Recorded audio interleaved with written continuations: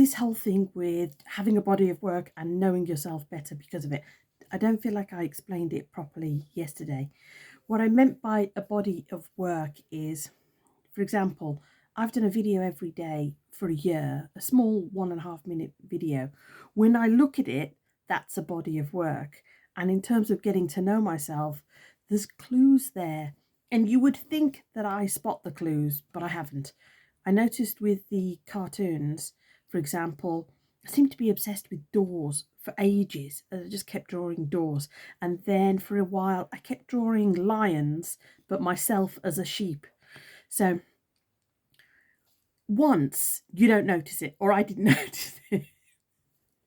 But after a while, it's like, oh my goodness, again, and the sheep was saying to the lion, I don't think I'm the right teacher for you. And then the sheep was saying in a different time, um, what did you do? And I don't know what to do. Anyway, all these things that become obvious when you look at a body of work, but you have to make something or write something. And as I say, I knew that the cartoons were something like that. I knew that writing, there was some value to leaving it for a year, then coming back and having a read of it.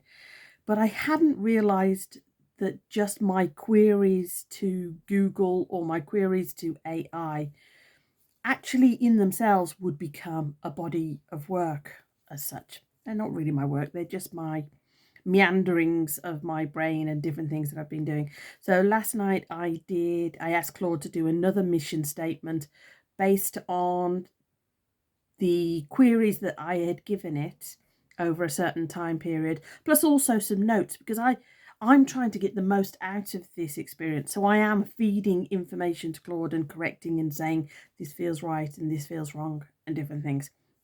So I'm feeding that. But anyway, I felt like I didn't explain body of work, so that's why I particularly wanted to talk about that today. I did another mission statement last night. It was interesting that the two statements were very different. And I thought I want to stop and look. One of them feels like it's as I am now and the content that I'm making.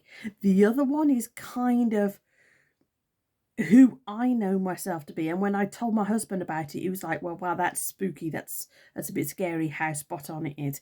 But it's kind of deeper stuff that I'm not sure I've made content on. And I don't know what is the future. Am I sneaking some, putting them together? I don't know. At the moment, it's fun. It's fun. I've been searching as well about what is it that we want to get to know ourselves better about. How come we don't know? We do know ourselves, but we don't know ourselves. And then I don't know.